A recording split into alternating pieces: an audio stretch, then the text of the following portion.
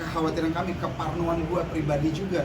Karena perilaku dia yang sadis banget, gue anggap sadis banget perilaku tuh biar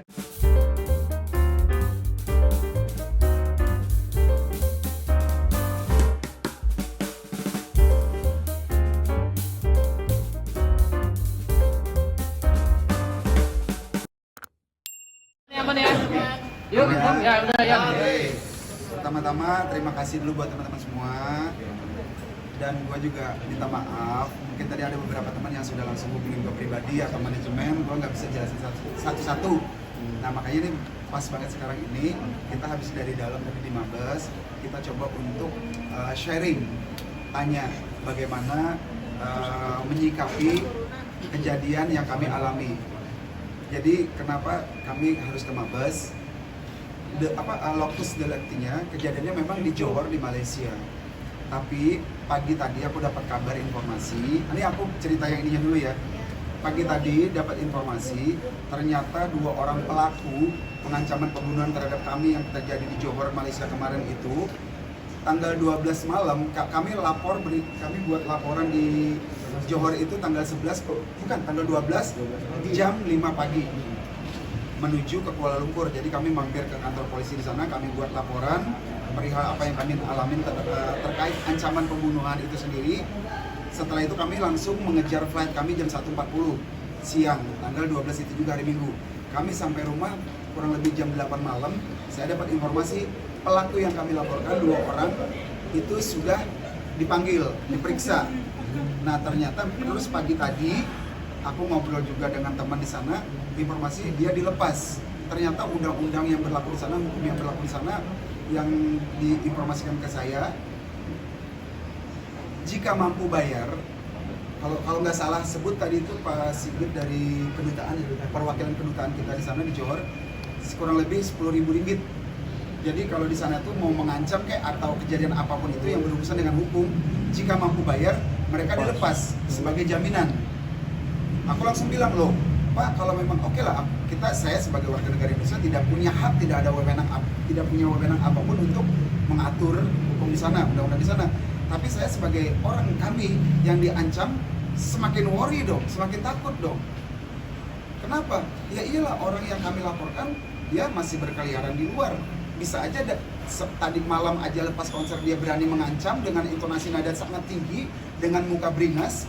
Dia ancam kami bisa. Setelah perbuatannya kami laporkan, dia dibebaskan karena dia punya uang. Tapi Pak Sigit sebagai orang konsultan dari kedutaan kita itu bilang, ya ini hukum yang berlaku, oke. Kita pun tidak bisa berbuat apa-apa. Makanya kami koordinasi ngobrol, akhirnya cobalah sharing diarahkan ke Mabes. Berharap di sini bisa semacam memberikan perlindungan terhadap anak istri kami. Karena mencari raja sangat mudah. Saya takut, saya pribadi mungkin Seno dan Maudi pun merasakan hal yang sama. Kami takut dia berbuat lebih lagi nanti, entah suruh orang atau apa, itu sujon kita lah ya. Kekhawatiran kami, keparnoan gue pribadi juga. Karena perilaku dia yang sadis banget, gue anggap sadis banget perilaku itu biadab lah. Kita bisa bilang ini perilaku biadab. Kami sudah memenuhi semua komitmen. Alhasil kami memberikan pertunjukan selesai sukses banget. Semua tidak ada satupun dari ribuan orang tuh nggak ada yang kecewa. Bahkan after show kita masih terima mereka untuk photo session, untuk bikin video, dan ya biasalah standar lah. Mereka untuk kenang-kenangan apa kita ladenin. Tapi after itu malah kita disekap dalam sebuah kamar tersebut, datang dengan kurang lebih 20 orangan. Di luar ruangan itu sendiri juga banyak sekali anaknya, karena anak gue juga ikut saat itu. Nah kan di dalam ruangan itu mereka masuk tanpa ada assalamualaikum, tanpa ada saya apa-apa. Mereka langsung marah dengan nada tinggi, maki-maki kita dengan bahasa mereka. Kita pun nggak ngerti bahasa dia apa yang disebutkan. Jadi kita udah nggak berdaya, kita dibuat diem karena kita mau ngomong dibentak. Gua mau coba untuk buat dia redam, gua didorong, badan gua didorong dengan kencang, gua mundur ke belakang, keduduk, gua mau coba bangkit lagi, langsung dibentak lagi. You mati, you orang Indonesia tak boleh macam-macam di sini. You orang Indonesia tak boleh macam. Gua bilang, gua mau macam-macam apa? Bro, gua apa yang sudah berbuat? Kalau lu bisa kayak gini, apa yang gua lakuin jadi lu kayak gini? You diam. Dia kayak gitu terus. You sampai gua dengar, kalau bahasa kita lah ya, Kalau gue dengar lu masih ada di sekitar Malaysia, Kuala Lumpur, Johor dan sekitarnya, lu semua mati berkali-kali yang saya tanpa alasan yang jelas. Nah maka dari itu, setelah itu makanya kita langsung buat laporan. Itu kurang lebih singkat ceritanya. Kalau berbicara masalah apa istilah kejadiannya kayak gimana? Jadi kronologi bukan kronologis ya, singkat cerita lagi. Raja berhubungan dengan pihak organizer. Kita kontrak dengan organizer, event organizer. Event organizer kontrak dengan Majestic Johor. Kita tidak ada pertemuan apa-apa ya. Kami tidak pernah kita hanya bertemu satu kali. Kita bertemu satu kali dan itu pun tidak panjang lebar bicara. Jam 1 malam, kami berangkat jam 9, tanggal 9 Maret pukul 11 dari Jakarta terbang ke Malaysia. Tiba di Malaysia, kondisi kami masih lapar apa-apa, tapi tak apalah, itu teknis lah ya. Kita langsung berangkat ke Johor dengan kondisi jalan yang macet, dengan kondisi lain-lain, hal macam segala. Kita tiba di sana jam 1 malam, 1 dini hari, dengan kondisi hotel belum siap. Itu pun kami diam, masih kami coba untuk maklumin. Di situ di lobi hotel, di situ kita ketemu dengan yang namanya ini tadi ya. Nih. Ini orangnya. Kamera. Kiri bang. Ini salah satunya. Tapi dia yang berstatement membunuh. Bang Wali ke kiri boleh Bang Wali.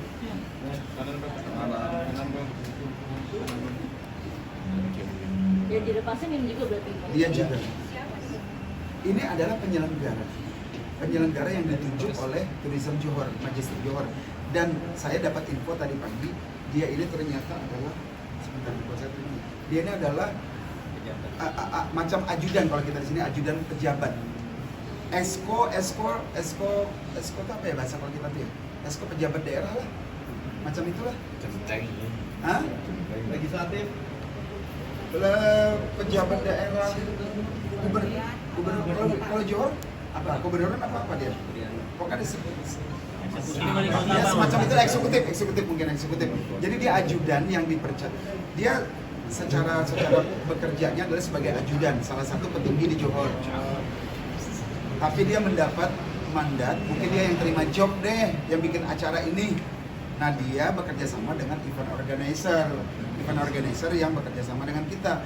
Jadi tak sepantasnya dia bypass. Kalau dia ada miss dengan organizer itu urusan dia. Kalaupun dia ada masalah apa-apa, dia tegur lewat organizer tegur ke kami. Harus koordinasi ada apa? Atau yang lebih bijak lagi ya kami harapkan kalau perlu kami duduk bareng. Bicara sama-sama ada apa? Solusi apa? Ada masalah apa? Sekarang orang masuk marah-marah ke ruangan, mengunci pintu, dikawal oleh para bodyguard besar-besar hitam, gede-gede badannya. Tak ada satupun orang yang boleh masuk. Terus kita bertanya ada apa, dia suruh kita diem. Terus kita ngapain dong? Disuruh mendengarin dia maki-maki kita aja. Jadi ya kita disuruh dengar, duduk, diem, mendengarkan makiannya dia. Makian, ancaman, Intimidasi sampai Duduk, kamu duduk. gitu semua. Seno mau ambil bangku aja nggak boleh. Duduk Di suruh lantai. di lantai, kan kurang ajar banget. Ian mau berdiri didorong. Didorong. Udah kontak fisik sih sebenarnya. Jadi sampai istilahnya ini mindset ini trauma banget. Gua tuh Seumur aja udah pernah di gua tuh yang namanya orang mau foto itu gua selalu welcome, gua sambut, tidak pernah gua takut. Ini kemarin kita jadi habis dari laporan dari polisi, dari kantor polisi Johor, kita langsung ke Kuala Lumpur, 4 jam lebih perjalanan. Kita paham driver ngantuk, kita paham driver capek. Dia minta izin, bang, bolehlah izinnya mampir beli kopi. Oke, begitu beli kopi di peristirahatan di pom bensin, nggak tahu ya, secara kebetulan kita parkir mobil di belakang, berhenti sedan isi bensin, bukan siapa-siapa, nggak ada kenal apa-apa, tapi anak muda. Kenapa gue bilang gue tahu anak muda? Dia turun, tiba-tiba berempat turun, gue driver beli, gue mau kencing ke tandas lah kalau bahasanya, ke toilet. Gue keluar ini, mungkin ya 4 orang ini alhamdulillah mengenal, mungkin dia fans kita, dia mengenal. Cuman reaksi dia yang namanya mungkin ketemu dengan idolanya atau apa, dia mengejar lari 4-4-nya. Gue biasanya nggak apa-apa, santai aja, tapi karena gue habis traumatik wajah mereka, mohon maaf ya, gue nggak bermaksud apa-apa, mereka memang India, face-nya memang India banget, hitam, tinggi, kurus-kurus, tapi 4 orang lari, anak muda. Bang Ian, mau foto, boleh tak? Yang namanya orang trauma tuh gimana, gue langsung kayak mau nangis, kayak mau Habis itu gue ngomong, gue kenapa ya? Udah, ini banget. Terus udah itu selesai lah ya, udah kita jalan lagi sampai di bandara. Di bandara pun sama. Memang di Malaysia ya Kuala Lumpur itu banyak sekali sih India lah ya, turunan ataupun apa itu banyak sekali memang itu.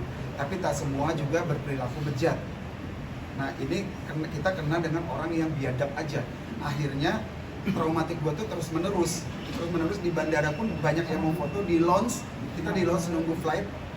Ada yang mau foto, gue pun masih rada-rada takut. Sampai tadi malam pun gue bilang juga sama Pak Sigit yang sebagai konsultan kedutaan tersebut, gue sampai mimpi Pak, sampai ke bawah mimpi. Ini trauma gue gila banget ini.